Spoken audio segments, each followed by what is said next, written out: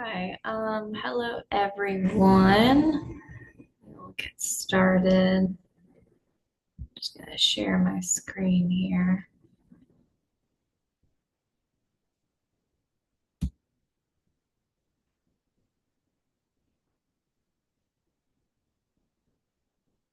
Sorry, there we go. Okay. Um,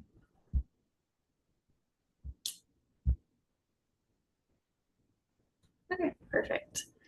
And I am gonna go ahead and make this larger so we can talk about it. Okay, so this is titled Lesson Plan. By yours truly, my name is Rachel Bagby-Langston, and I am glad that you came to join me today.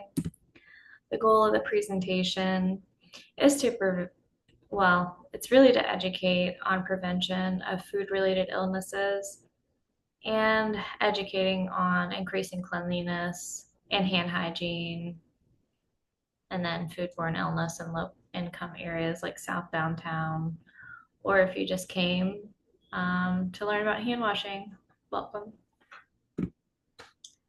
All right, so the itinerary, we went over the intro. We will go over a shorter, one coming up.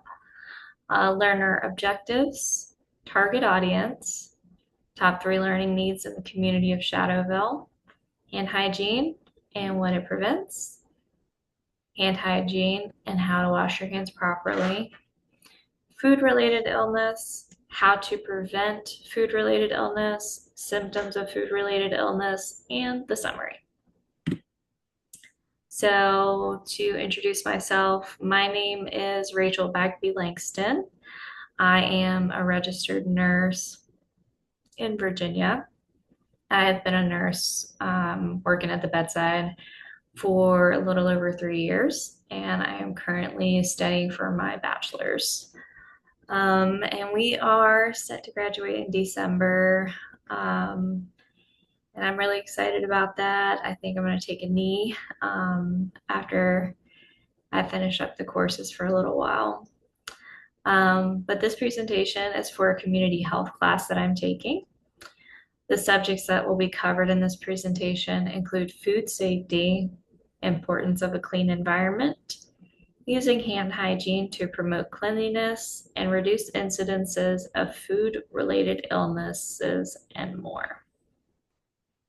The learner objectives will be, by the end of this lesson, the learner, or you, will be able to describe symptoms of food-related illnesses.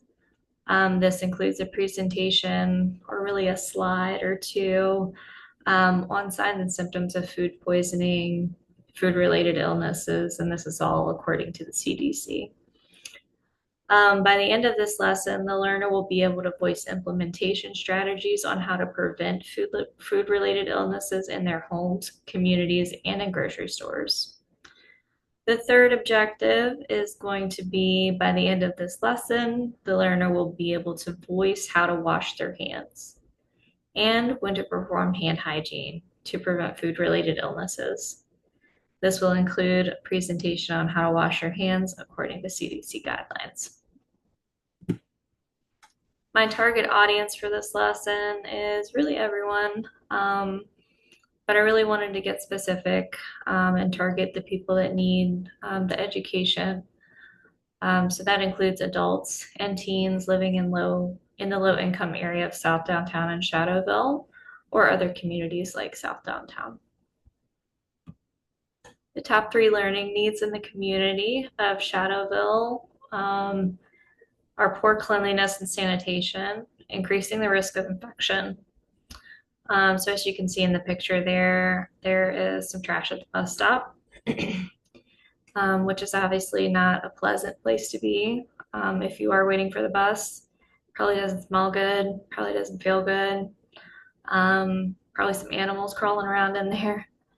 The second one is going to be poor waste disposal, which increases the risk of infection. An example of this is placing trash outside of the dumpsters. which is seen in the picture to the right of that.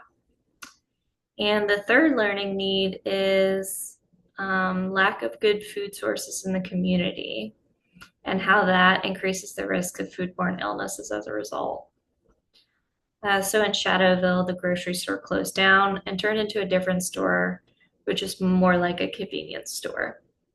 And of course, they do not have healthy food options or fresh food options most of the time.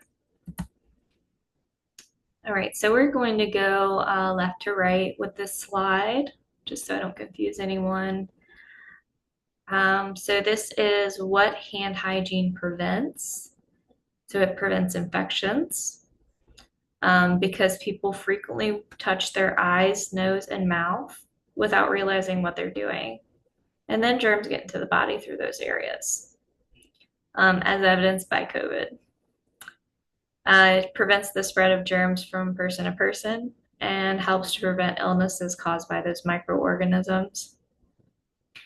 Hand washing prevents the spread of germs by eliminating microorganisms on the hands that can be transferred from a person's hands to other objects like tabletops, toys, and foods.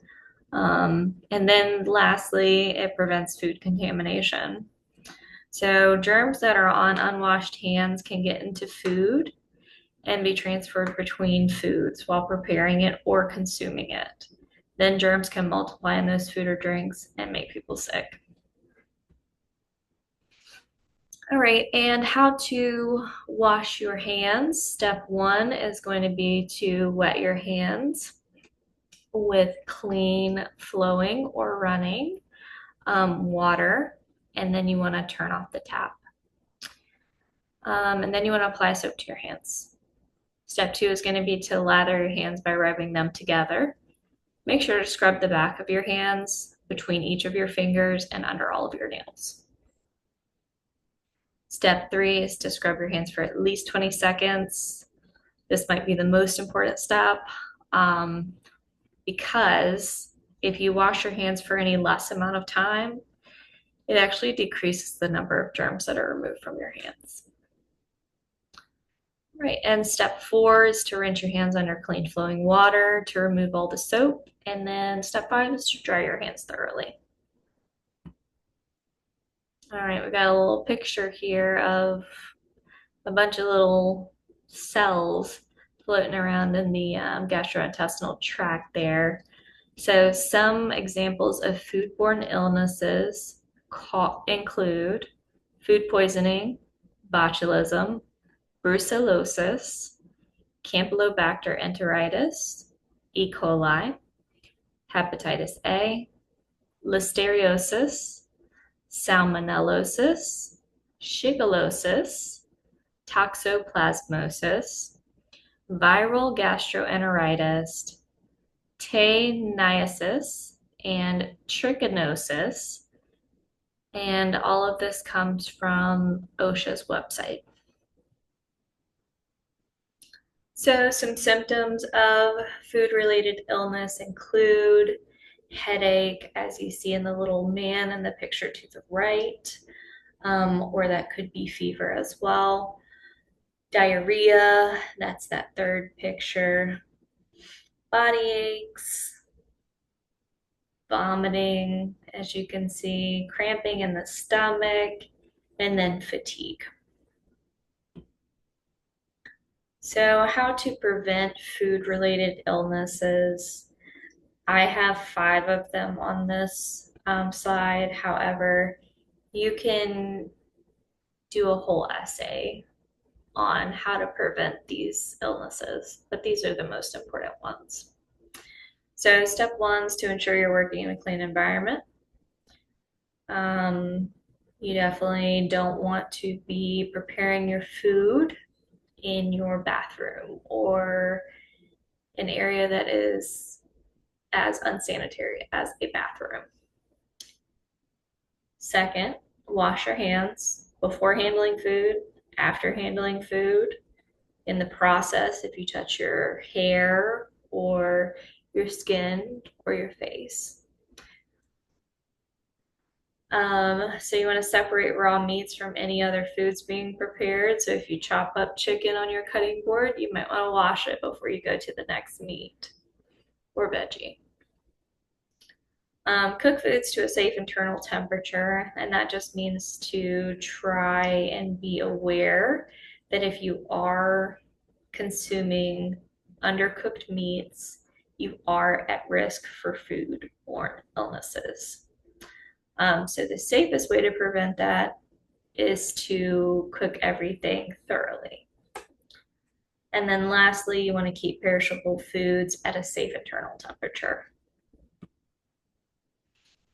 Okay, to summarize, the community of downtown has three top learning needs, including poor cleanliness of surroundings, poor waste disposal, and lack of good food sources in the community. Some ways to help with this is to ensure you're placing trash in the right containers, washing your hands, and making sure to get the best foods possible to prevent illness from the foods. This presentation has gone over how to wash hands properly and symptoms of foodborne illnesses to look out for. And that is all I have for you guys. Thank you so much for viewing. I'm going to leave a little hand washing printout in the comments.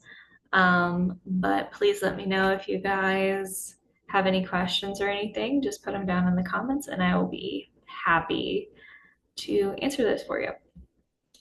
All right. Thank you and have a great day. Appreciate you for coming.